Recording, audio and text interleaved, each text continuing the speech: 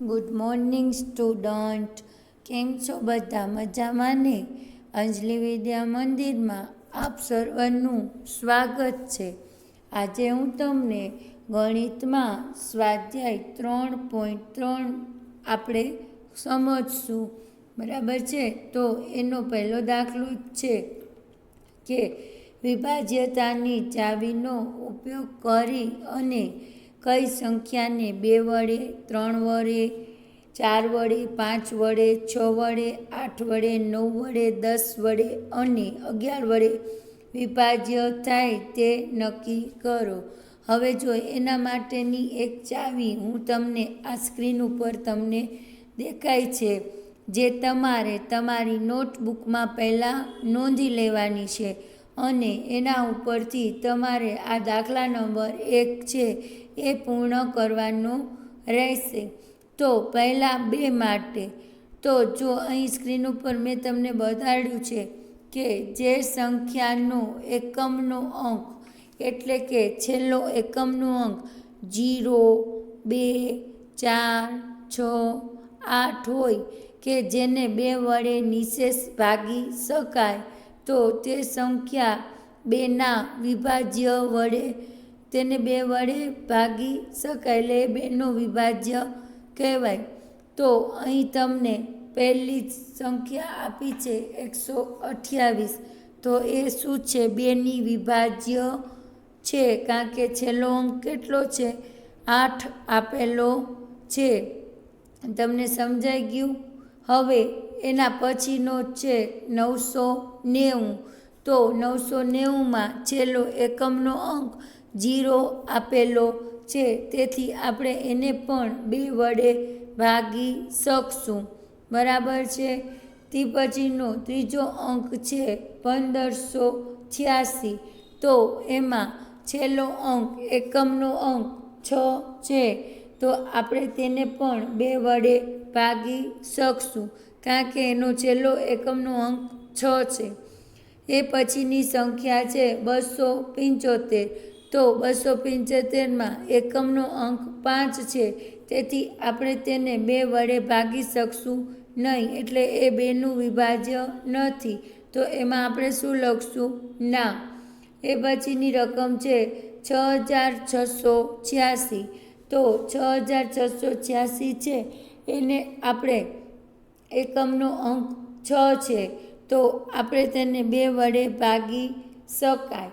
એવી રીતે તમારે બાકીની રકમો જોઈ લેવાની છે કે જેનો એકમનો અંક 2, 0, 2, 4, 6, 8 હોય, તો તે સંખ્યાને આપણે 2 વડે વિભાજ્ય ગણશું.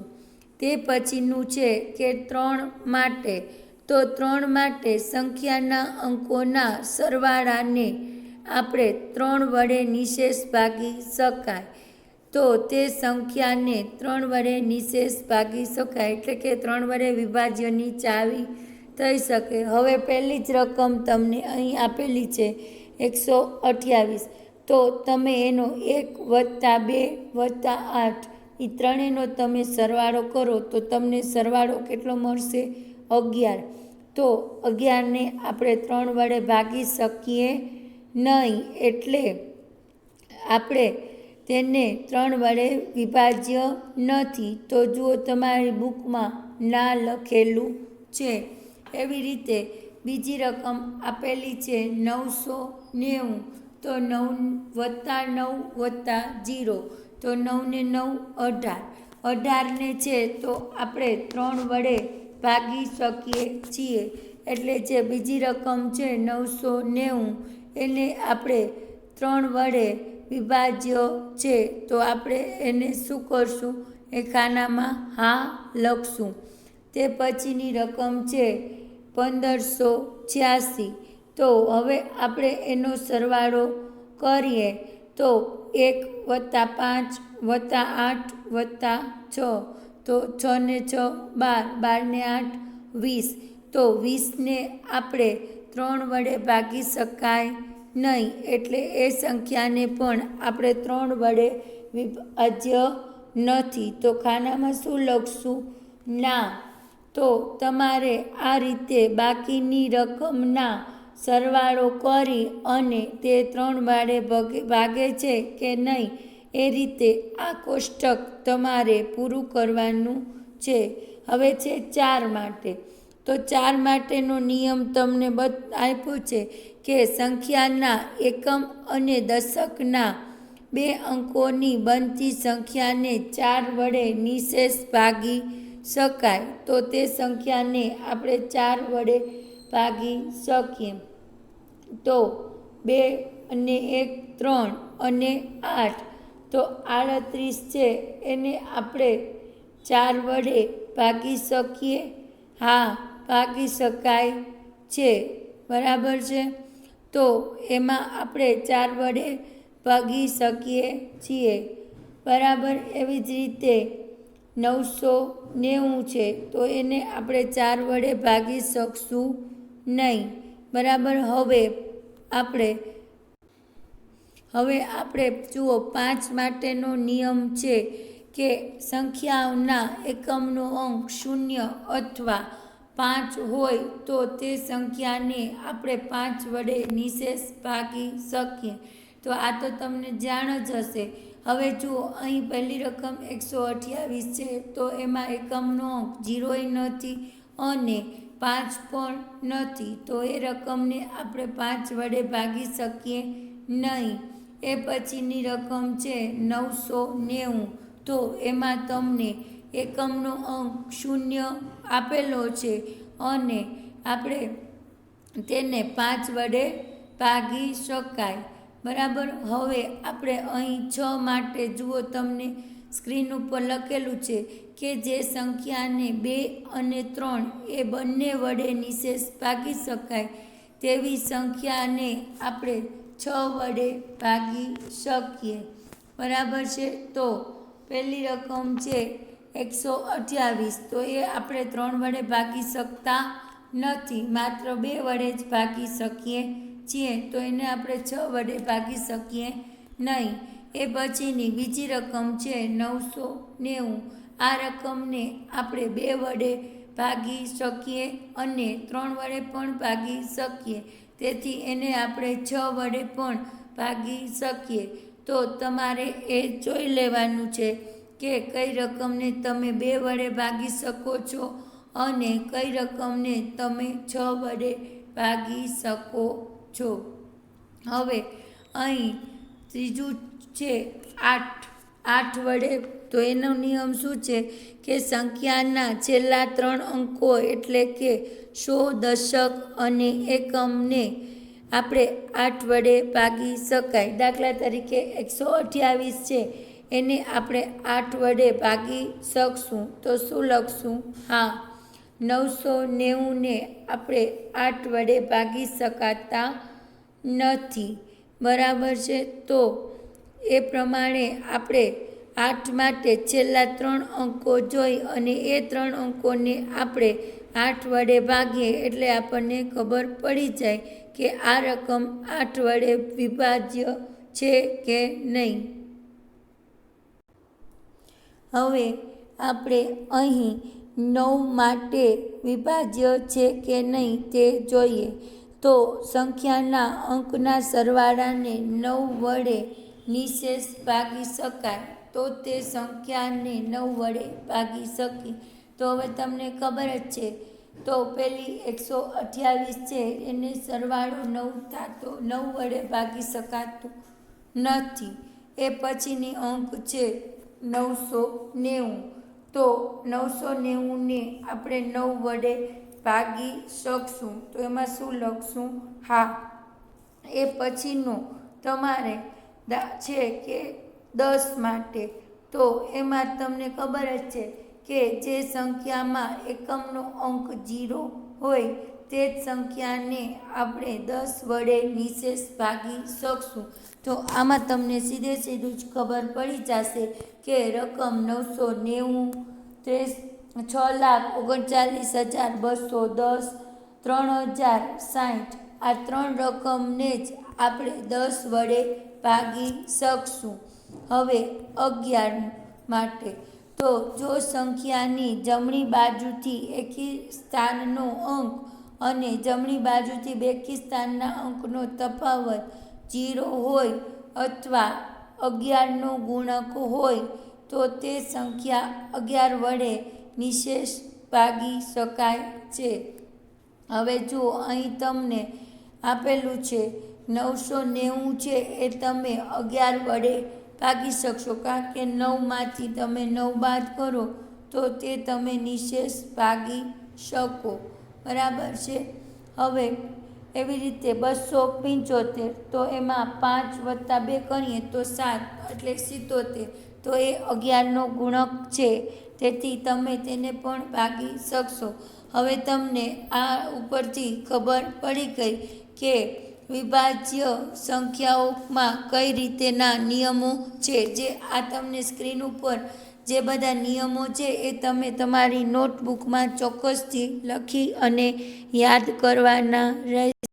અહીં આપણે સ્વાધ્યાય 3.3નો બીજો દાખલો સમજીએ કે એમાં જે આપેલી બધી રકમ છે એને તમારે 4 અને 8 વડે વિભાજ્ય છે કે નહીં તે નક્કી કરવાનું છે.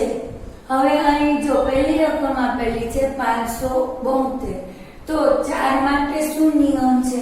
તો કે છેલ્લી બે સંખ્યાઓને આપણે 4 વડે ભાગી શકીએ તો તે સંખ્યા વિભાજ્ય કહેવાય. તો અહીં છેલ્લી સંખ્યા 72 છે.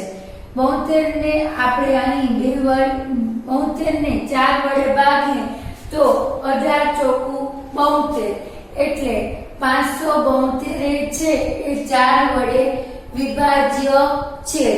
હવે એમાં કીધું છે 8 વડે, તો 572 ને આપણે 8 વડે ભાગતા. હવે 8 નો નિયમ શું છે કે છેલ્લી 3 સંખ્યા, પણ અહીં તો 3 સંખ્યા જ આપેલી છે, તો 572 ને આપણે 8 વડે ભાગીએ તો અહીં આપણને જુઓ શેષ 0 મળતો નથી, એટલે અહીં 572 ને આપણે 8 વડે નિશેષ ભાગી શકતા નથી, એટલે 572 માં 8 એ વિભાજ્ય નથી.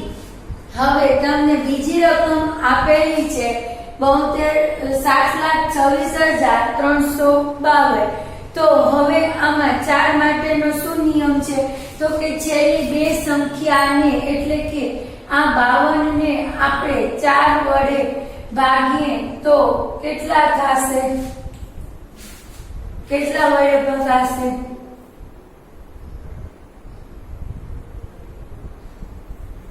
તે ચોકું 52, એટલે આ સંખ્યાને આપણે 4 સાથે વિભાજ્ય છે. આ સંખ્યા 4 સાથે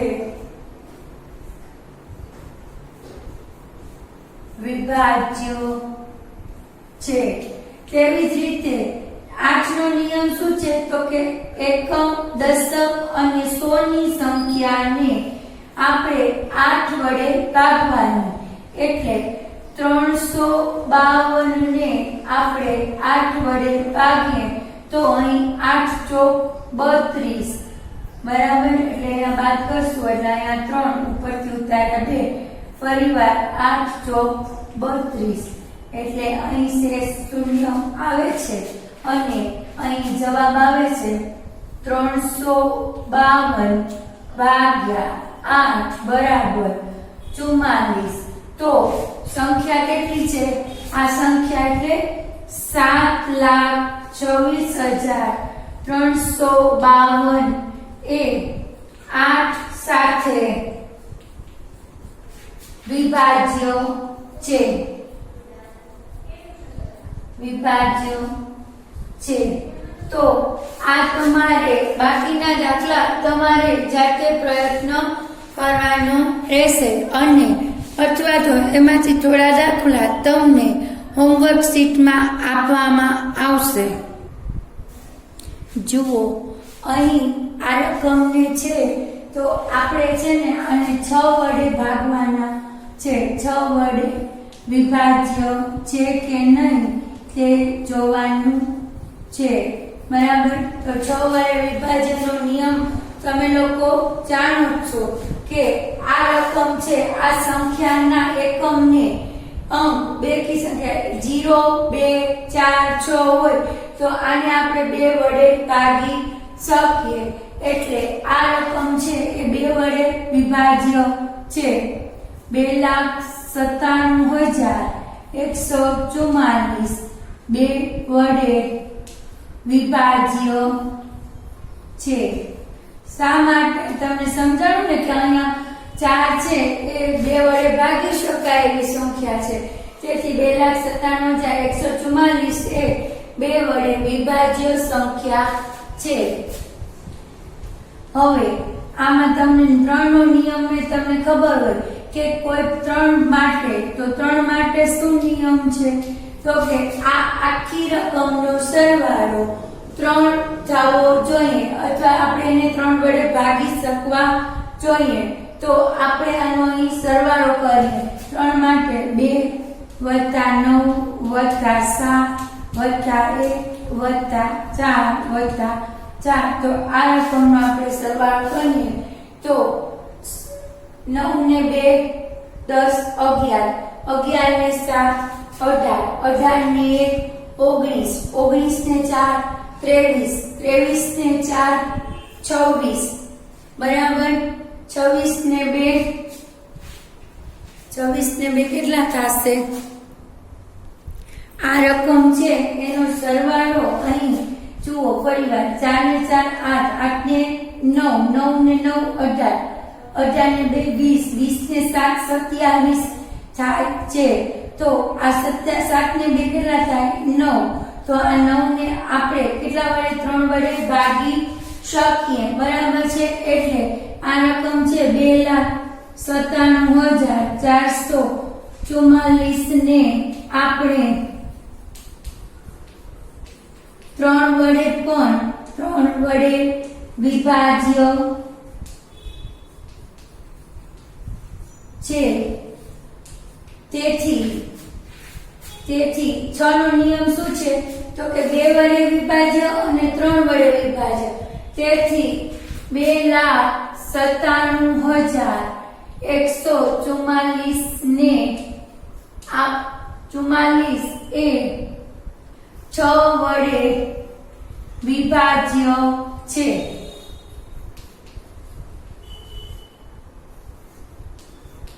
તો હવે તમને આ દાખલો બરાબર સમજાઈ ગયો હશે. 6 માટેનો નિયમ તમારે જે મેં તમને સ્ક્રીનશોટમાં તમને દેખાડ્યા છે અગાઉ, એ તમારે પહેલા તમારી બુકમાં નોંધી લેવાના અને ત્યાર પછી બધા દાખલા કરવાના રહેશે. આ દાખલો પણ તમને સમજાઈ ગયો હશે. બરાબર. હવે બાકીના આમાંથી અમુક દાખલા તમને તમારી વર્કશીટમાં આપવામાં આવશે.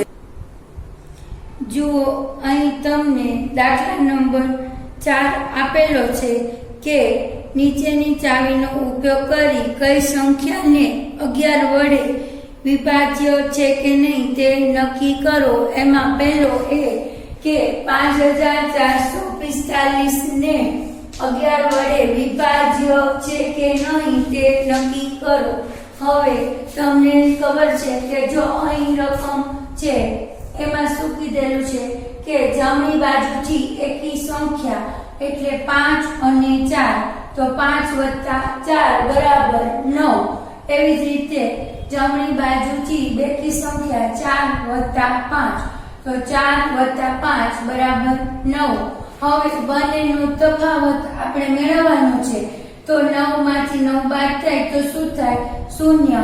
હવે એનો નિયમ છે કે જો બંનેના તફાવત 0 આવતો હોય તો તે સંખ્યાને 11 વડે વિભાજ્ય કહેવાય. તે 11 વડે આપણે ભાગી શક્યા, નિશેષ ભાગી શકાય છે. તેથી આ રકમને 5,445 એ 11 નો વિભાજ્ય છે. તેવી જ રીતે અહીં બીજી રકમ આપેલી છે 10,824.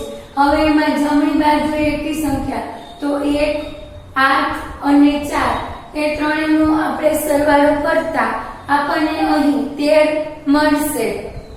હવે જમણી બાજુથી બેકી સંખ્યાનો સરવાળો તો 0 + 2 એટલે અહીં આપણને 2 મળ્યા. તો 13 - 2 અહીંયા 13 છે અને અહીં 2 છે. તો 13 માંથી 2 બાદ કરીએ તો શું આવે? 11. તો 11 એ 11 નો ગુણક છે નિયમ મુજબ. તો 10,824 ને આપણે 11 સાથે નિશેષ ભાગી શકાશે. તેથી 11 એ 10,824 સાથે વિભાજ્ય સંખ્યા છે. તમને આ સમજાઈ ગયું હશે. હવે આ રીતના અમુક દાખલા તમને મોકલવામાં આવશે વર્કશીટમાં. જો અહીં તમને દાખલા નંબર 5માં એમ કીધેલું છે કે 3 વડે ભાગી શકાય એટલે કે વિભાજ્ય હોય તેવા ગુણાંકનો ઉપયોગ કરી સૌથી નાની સંખ્યા અને સૌથી મોટી સંખ્યા આપણે શોધવાની છે. બરાબર. નીચે આપેલી સંખ્યામાં દરેક ખાલી જગ્યામાં સૌથી નાનો અને સૌથી મોટો અંક લખો જેને 3 વડે ભાગી શકાય. હવે 6,724 છે એના આગળ ખાલી જગ્યા આપણે. તો આપણને 3 માટે નિયમ તમને ખબર જ છે કે રકમનો સરવાળો જો 3 વડે ભાગી શકતા હોય તો અહીં આપણે સૌપ્રથમ આ રકમનો સરવાળો કરીએ. 6 + 7 + 2 + 4 તો એનો સરવાળો 19 થાય છે. હવે આપણે 19 થી વધુ હોય ને એવા 3 ના ગુણક લેવાના છે. જેમ કે 21, 24, 27 અને 30. હવે આ બધી રકમમાંથી આપણે આ 19 ને બાદ કરવાના છે. તો સૌપ્રથમ 21 માંથી 19 આપણે બાદ કરીએ તો આપણને 2 મળશે. 24 માંથી 19 બાદ કરીએ તો 5 મળશે. 27 માંથી 19 બાદ કરીએ તો 8 મળશે અને 30 માંથી 19 બાદ કરીએ તો 11 મળશે. હવે 11 એ 2 અંકની સંખ્યા છે તો એને આપણે અવગણીએ એટલે એ આપણે લેશું નહીં. પણ તો એની પહેલાની કઈ સંખ્યા આવે મોટીમાં? 8.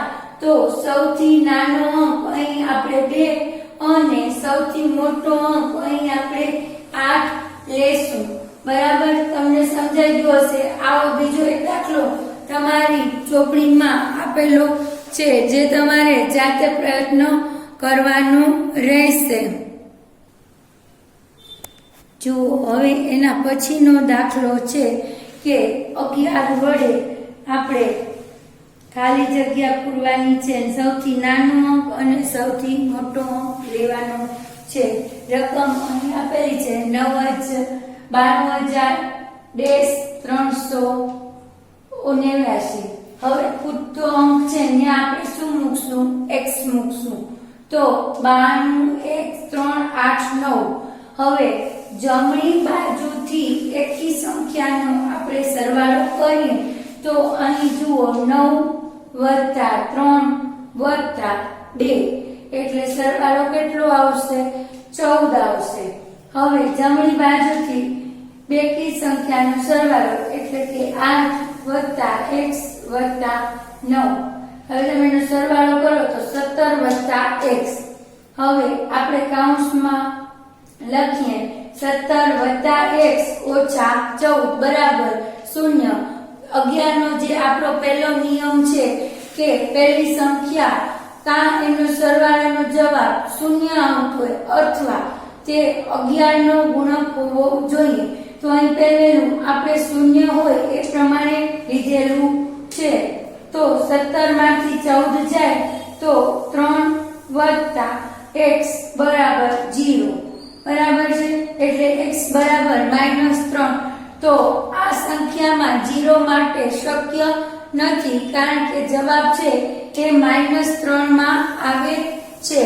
હવે આપણે અહીં જે સમીકરણ છે આ 3 + x બરાબર 0 છે એ આપણે x + 3 બરાબર 11 લઈ શકીએ તફાવત. બરાબર.